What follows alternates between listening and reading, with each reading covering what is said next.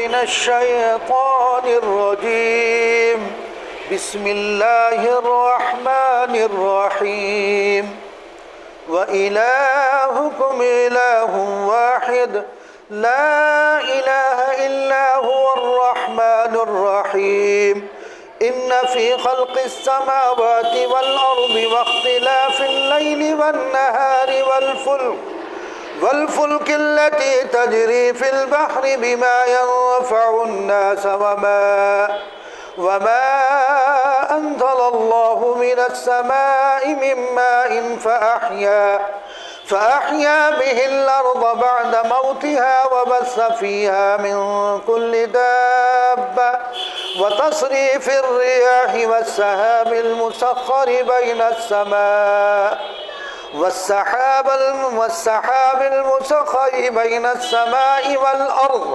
والأرض لآيات لقوم يعقلون۔ اس سے پچھلی آیات میں نبی کریم صلی اللہ علیہ وسلم سے متعلق حق کو چھپانے کی بات بیان کی گئی تھی کہ یہود و نصارہ نبی کریم صلی اللہ علیہ وسلم سے متعلق جو پیشین گوئی توریت اور انجیل میں اور زبور میں اللہ تبارک و تعالیٰ نے بیان فرمائی تھی، یہ ان کو چھپاتے تھے، ظاہر نہیں کرتے تھے۔ اس سے متعلق گزشتہ آیات میں بیان کی گئی، پھر اس پر وعید بھی سنائی گئی کہ جب نبی کریم صلی اللہ علیہ وسلم کے ذکر کو چھپاتے کیوں، ظاہر کرو کہ ایک اللہ کے نبی ہوں گے، ان کا نام محمد ہوگا اور وہ اس طرح سے ان پر ایک کتاب بھیجی جائے گی۔ تو توریت میں موجود تھا، اس کا مطلب یہ تھا کہ ہم نے گزشتہ بتلایا تھا کہ وہ توریت پر بھی ان کا ایمان کامل نہیں تھا، بھئی یہ بھی ایک جز تھا نبی کریم صلی اللہ علیہ وسلم کی پیشین گوئی سے متعلق۔ گویا کہ اگر توریت کے ایک جز کو نہیں مانتا یا اس کو چھپا رہا ہے یا اس کا اظہار نہیں کر رہا ہے، اس پر ایمان نہیں ہے، تو اس کا مطلب یہ ہے کہ وہ توریت کو بھی مکمل نہیں مانتا، وہ حضرت موسیٰ علیہ السلام یا عیسیٰ علیہ السلام پر بھی اس کا ایمان کامل نہیں۔ تو بہرحال گزشتہ میں اس پر وعید سنائی گئی تھی۔ اس وقت جن آیات کی تلاوت کی گئی ہے، ان آیات میں اللہ تبارک و تعالیٰ کی وحدانیت کو بیان کیا گیا اور اس پر دلائل ہے۔ چنانچہ فرمایا وَإِلَٰهُكُمْ إِلَٰهٌ وَاحِدٌ، جو تم سب کے معبود بننے کے مستحق ہے، وہ ایک ہی معبود ہے۔ الہکم، تمہارا معبود ایک ہی معبود ہے، یعنی جس کی عبادت کی جائے گی وہ یکتا ہے، تنہا ہے، اس کی عبادت میں کسی کو شریک نہیں ٹھہرایا جا سکتا۔ چونکہ موسیٰ علیہ السلام چاہے یہود ہو یا نصارہ ہو، ان کی ہاں یہ تھا کہ وہ تثلیث کے قائل تھے، تین خداؤں کو مانتے تھے، عیسیٰ علیہ السلام کو خدا کا درجہ دیتے تھے، حضرت عزیر علیہ السلام کو اللہ کا بیٹا قرار دیتے تھے۔ گزشتہ میں ہم نے یہ بات بتائی تھی۔ تو ان تمام کی اللہ تبارک و تعالیٰ نے نفی فرمائی کہ عبادت کی جو مستحق ذات ہے وہ تنہا اور وہ اللہ کی ذات ہے، اس کی عبادت میں کوئی شریک نہیں۔ اگر کوئی انسان اللہ کی الوہیت میں ذات کے اعتبار سے، صفات کے اعتبار سے اگر وہ کسی کو شریک کرتا ہے تو وہ مشرک ہے۔ اللہ اپنی ذات کے اعتبار سے تنہا اور یکتا ہے، تمام اختیارات خدا بند قدوس کے اختیار میں ہے، کوئی کتنا بڑا ولی ہو کسی کے اختیار میں نہیں ہے۔ اگر کوئی ذات جس کے اختیار میں کچھ ہو سکتا تھا تو وہ انبیاء کی ذات ہے، لیکن اللہ تبارک و تعالیٰ نے تمام اختیارات اپنے اختیار میں رکھے، اپنے قبضے میں، وہ کسی نبی کو بھی نہیں دیا گیا۔ تو ظاہر بات ہے نبی کو اختیار نہیں تو ولی کو کیسے ہو سکتا ہے؟ ولایت تو بعد کا درجہ ہے، نبوت اعلیٰ درجہ ہے۔ تو جو اختیارات اللہ تبارک و تعالیٰ کو حاصل وہ کسی کو نہیں ہے، ظاہر بات ہے جب اختیارات کسی کو نہیں تو عبادت کے مستحق بھی وہی ذات ہے، تو عبادت کسی کو نہیں کی جائے گی، صرف اور صرف اللہ کی جائے گی، اللہ کے علاوہ کسی اور کو نہیں کی جائے گی۔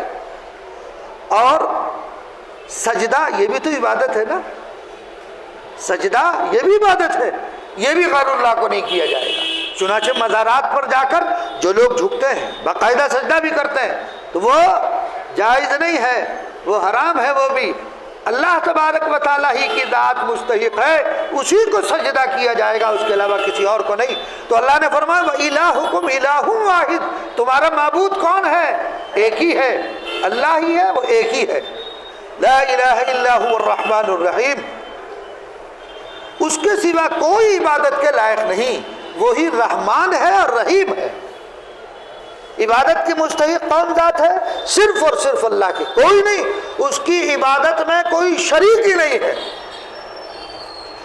پھر جب وہ الہ ایسا ہے کہ عبادت کے لائق اس کے علاوہ کوئی نہیں، تو اس کی دو صفتیں بیان کی گئی۔ پہلی صفت الرحمن، وہ کیسا ہے؟ وہ بڑا رحم کرنے والا ہے، رحیم بہت مہربان ہے۔ ظاہر بات ہے کہ اللہ سے بڑھ کر کوئی رحمان ہے ہی نہیں، رحیم ہے ہی نہیں، اسی کی ذات ہے، اس کے علاوہ کوئی رحمان اور رحیم نہیں ہے، سب کچھ اسی کے اختیار میں ہے۔ اب یہ بات کہ اللہ یکتا ہے، وہی عبادت کا مستحق ہے، اس کی صفت بیان کی گئی، وہ رحمان ہے اور وہ رحیم بھی ہے۔ اب دلائل، اللہ ایک ہے، اللہ رحمان ہے، اللہ رحیم ہے، یعنی اللہ تبارک و تعالیٰ اپنی ذات کے اعتبار سے بھی یکتا ہے اور صفات کے اعتبار سے بھی یکتا ہے۔ اس کی ذات میں کوئی شریک نہیں، اس کی جو صفات ہیں، صفت رزق، رزاق کون ہے؟ اللہ کی ذات ہے۔ اگر کوئی انسان یہ تصور کرنے لگے کہ مجھے رزق جو ہے وہ خواجہ اجمیری دیتے ہیں، تو یہ شرک ہے۔ تو اللہ ذات کے اعتبار سے بھی یکتا اور اپنی صفات کے اعتبار سے بھی یکتا اور تنہا ہے، اس کی صفات میں بھی کوئی شریک نہیں ہے۔ اب جب وہ رب ایسا ہے تو اس کی ربوبیت پر دلیل، وہ رب ہے، تنہا ہے، عبادت کا مستحق ہے، کیوں؟ ان فی خلق السماوات والارض، بلا شبہ آسمانوں کے اور زمینوں کے بنانے میں، واختلاف اللیل والنہار، اور یکے بعد دیگرے رات اور دن کے آنے میں، والفلک التی تجری فی البحر بما ينفع الناس، اور جہازوں میں جو کہ سمندر میں چلتے ہیں آدمیوں کے نفع کی چیزیں لے کر، اور پانی میں جس کو اللہ تبارک و تعالیٰ نے آسمان سے برسایا، وما انزل اللہ من السماء من ماء۔ اب آپ یہ دیکھیے، یہ دلیل ہے، اس آسمان کو پیدا کرنے والا کون؟ اللہ۔ تہ بتے آسمان ہے، بتے آسمان ہے، تو ان آسمانوں کو پیدا کرنے والی ذات اللہ کی کوئی ہے تو دکھاؤ۔ ان فی خلق السماوات والارض، زمین کو کس نے پیدا کیا؟ ظاہر بات ہے کہ رب العالمین نے پیدا کیا، اس کے علاوہ کوئی نہیں۔ زمین کے سارے طبقوں کو پیدا کرنے والے، ساتوں طبق کو پیدا کرنے والی ذات کس کی ہے؟ اللہ کی۔ یہ دلیل ہے اللہ کی وحدانیت پر، اللہ کے رب ہونے پر، اللہ کے اللہ ہونے پر، یہ دلیل ہے کہ بلا شبہ آسمانوں کے اور زمینوں کے بنانے میں کوئی اس کا شریک نہیں ہے ان کاموں میں۔ یہ نہیں کہ زمین کے بنانے میں کوئی شریک ہو، آسمان کے بنانے میں اس کا کوئی شریک ہو، کوئی شریک نہیں، تنہا اسی ذات نے آسمان کو بھی پیدا کیا، اور اتنا بڑا آسمان جس کے نیچے کوئی ستون نہیں، بغیر ستون کے رکا ہوا ہے۔ دنیا میں کوئی ایسی عمارت نہیں ہے جس کے نیچے ستون نہ ہو اور وہ ٹھہرا ہوا ہو۔ زمینیں، اور پھر یہ دیکھیے اللہ نے زمین بنائی، لفظ ارض عربی کا لفظ ہے، اس کا معنی زمین کے آتے ہیں۔ دنیا کی زمین ہے، زمین تو ایک ہی ہے، لیکن یہ بھی اللہ تبارک و تعالیٰ کی قدرت کا نمونہ کہ اللہ نے ہر خطے کی زمینوں کی خصوصیت الگ رکھ دی۔ آپ کشمیر میں چلے جائیے، وہاں زعفران پیدا ہوتی ہے، آپ کے سہارنپور میں زعفران پیدا نہیں ہو سکتی ہے۔ اس زمین میں اللہ نے خصوصیت ایسی رکھ دی ہے۔ آپ افغانستان میں چلے جائیے تو جو چیزیں وہاں پیدا ہو رہی ہیں وہ یہاں نہیں ہے۔ تو اللہ نے زمینوں کے اندر الگ الگ خصوصیتیں رکھی ہے، ہر جگہ کی زمینوں کے اندر۔ تو یہ کون رکھنے والا ہے؟ یہ اللہ ہی رکھنے والا ہے۔ دنیا میں کوئی ایسی ٹیکنالوجی آج تک ایجاد نہیں ہوئی وہ ان تمام چیزوں کے ساتھ ایسا کر سکے، نہیں، کوئی نہیں ہے۔ تو آسمانوں کا پیدا کرنے والا، زمینوں کا پیدا کرنے والا، اور یہ اختلاف ہے دن اور رات کا، جو اختلاف ہے، کبھی رات بڑی کبھی دن چھوٹا، کبھی دن بڑا، کبھی رات بڑی، تو یہ رات اور دن کا جو اختلاف ہے یہ کون کر رہا ہے؟ اور کہیں رات ہے، کہیں دن ہے، کہیں پر اب دن ہے، ہمارے ہاں رات ہے، یہ کرنے والی ذات کون؟ یہ سب اللہ تبارک و تعالیٰ کی ہی ذات ہے۔ تو واختلاف اللیل والنہار والفلک التی تجری فی البحر، یہ سمندروں میں جو کشتیاں اور سمندروں میں جو جہاز چل رہے ہیں، پہلی بات ٹنوں لوہا اس جہاز میں لگا ہوا ہوتا ہے، یعنی لوہا اس میں لگ رہا ٹنوں، پھر وہ ٹنوں سامان لے کر کے جاتا ہے اور وہ پانی کی سطح کے اوپر چلتا ہے، دیکھا؟ تو وہ کون چلا رہا ہے؟ اس کو چلانے والی ذات کون ہے؟ اللہ۔ زمین پر وہ ٹھہرا ہوا ہے، ورنہ آپ ایک گلاس پانی لو اور اس میں ایک کیل ڈال دو، وہ فوراً نیچے بیٹھ جائے گی، وہ اوپر نہیں رہے گی۔ لیکن وہ جہاز ہے جو چل رہا ہے، جو چل رہا، کون چلا رہا؟ وہ اللہ تبارک و تعالیٰ ہی کی ذات ہے۔ وہ سامان ادھر سے ادھر منتقل کرتا ہے، امریکہ جا رہا، فرانس جہاز لے کر سامان جا رہا، دبئی جا رہا، ادھر سے مال آ رہا، یہ تمام یہ جو جہاز کے جہاز آ اور جا رہے ہیں اور سامان لے کر جا رہے ہیں، اور ٹنوں سامان اس میں بھرا ہوا مگر پھر بھی نہیں ڈوبتا۔ اور پھر ہوا اس کے مخالف نہیں، اس سمت چل رہی ہے، تو ان ہواؤں کو اس سمت چلانے والی ذات کس کی ہے؟ تو فرمایا رات اور دن کے آنے اور جانے اور جہازوں میں جو کہ سمندر میں چلتے ہیں آدمیوں کی نفع کی چیزیں لے کر، اور پانی میں جس کو اللہ تبارک و تعالیٰ نے آسمان سے نازل کیا، وَمَا أَنزَلَ اللَّهُ مِنَ السَّمَاءِ، اللہ نے آسمان سے پانی نازل کیا ہے نا، پانی تھوڑا تھوڑا، آپ نے دیکھا ہوگا، سنا بھی ہوگا، بادل پھٹ گیا، ایک دم سے سیلاب کی شکل نہیں ہے، یہ اللہ تبارک و تعالیٰ اگر چاہے ان بادلوں سے پورا پانی بیک وقت نازل فرما دے، نیچے زمین پر گرا دیا جائے، سب ڈوب جائیں گے۔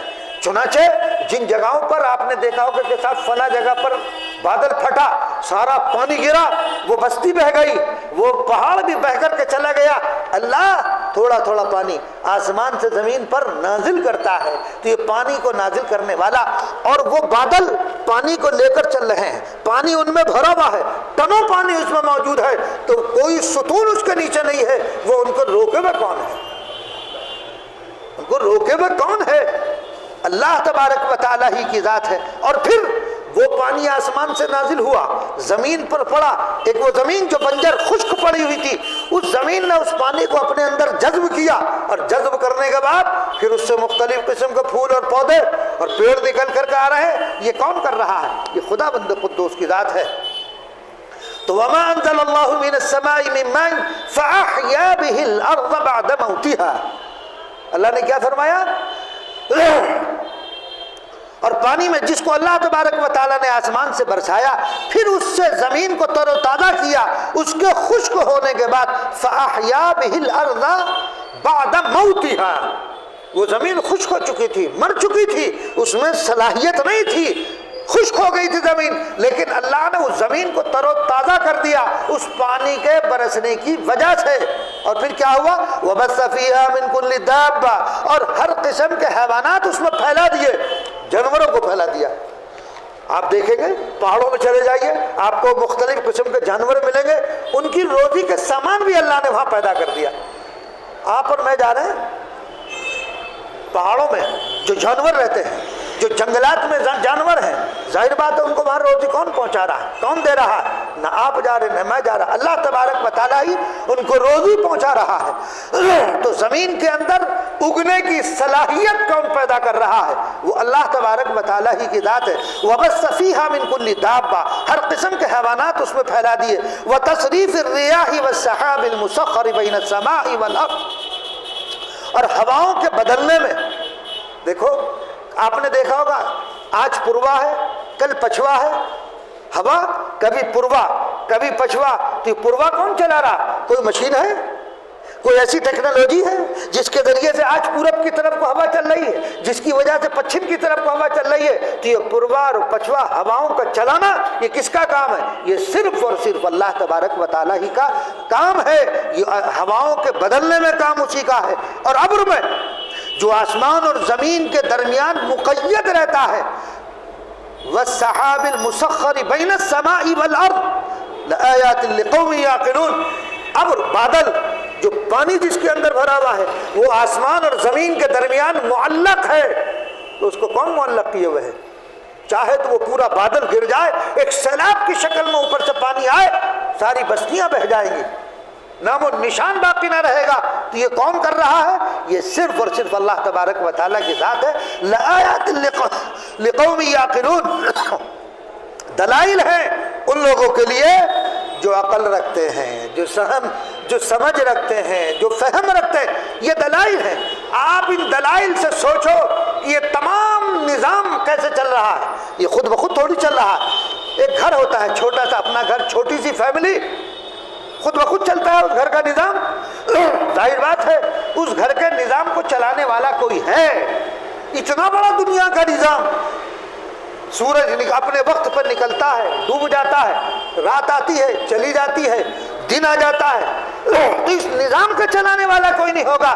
اس نظام کو چلانے والی ذات ہے، وہ کون ہے؟ وہ صرف اللہ تبارک و تعالیٰ کی ذات ہے۔ تو بتانا اللہ کی وحدانیت پر دلائل ہیں یہ تمام کے تمام۔ تو دیکھو جو رات اور جو زمین کا پیدا کرنے والا، آسمانوں کا پیدا کرنے والا، رات اور دن کا اختلاف اور آسمان سے پانی کا نازل کرنے والا، یہ کون کر رہا ہے؟ یہ اللہ۔ لہذا معلوم ہوا جو ذات ان تمام کام کو انجام دے رہی ہے وہی ذات عبادت کی مستحق ہے اور وہ تنہا ہے۔ تو یہاں اللہ تبارک و تعالیٰ نے دلائل دیے گئے ہیں وحدانیت کے، اللہ کے ایک ہونے پر دلائل ہیں۔ اللہ تبارک و تعالیٰ کی عبادت میں کوئی شریک نہیں، صرف اور صرف اللہ تبارک و تعالیٰ کی تنہا ذات ہے جو اس کارخانے عالم کو چلا رہی ہے۔ بہرحال تو ان دلائل اور نشانیوں کو بیان فرما کر جو ایک وجود موجود ہے وہ کون ہے؟ قادر مطلق، مختار کل، حکیم و علیم، واحد و یگانہ، سانے کا پتہ دیتے ہیں۔ ارشاد فرمایا لآیات لقوم یعقلون، عقل مندوں کے لیے قدرت خدا کی نشانیاں، اس کی وحدانیت، معبودیت، رحمانیت، رحیمیت کی دلیل ہے جن سے عقل مند اور سمجھ رکھنے والے لوگ اپنے معبود حقیقی کے وجود کو سمجھ سکتے ہیں۔ اگر ان دلائل کے باوجود کوئی اللہ کی حقانیت کو اور اس کی وحدانیت کو اور اس کی معبودیت کو اور اس کی رحیمیت کو قبول نہ کرے تو اس سے بڑا بے وقوف کوئی نہیں ہے۔ اللہ تبارک و تعالیٰ اس عقیدہ توحید کو ہمارے دل و دماغ میں اچھی طرح جما دے اور اللہ اس پر ہمیں عمل کی توفیق عنایت فرمائے۔ اللہم صلی علی سیدنا و نبینا و مولانا محمد عبدہ و رسولہ ربنا ظلمنا انفسنا وان لم تغفر لنا وترحمنا لنکونن من الخاسرین۔ اے اللہ ہمارے گناہوں کو معاف فرما، خطاؤں کو درگزر فرما، ہم سب پر رحم اور کرم کا معاملہ فرما۔ اس مجلس میں جتنے لوگ موجود ہیں اے اللہ ان کی ہر جائز مراد کو پورا فرما، پورے عالم کے مسلمانوں کی حفاظت فرما، غزہ کے مسلمانوں کی بھی حفاظت فرما۔ اے اللہ اسلام اور مسلمانوں کے خلاف جو سازشیں کی جا رہی ہیں تو ان کو ناکام فرما، ان سازشوں کو انہی پر الٹ دے۔ ہمیں شریعت مطہرہ پر عمل کی توفیق عنایت فرما، ہمیں سنت و شریعت پر قائم رہنے کی توفیق عنایت فرما اور ہماری نسلوں میں بھی اس دین کو منتقل فرما۔ نبی کریم صلی اللہ علیہ وسلم نے جو خیر کی دعائیں مانگی ان میں ہمارا حصہ عطا فرما، اور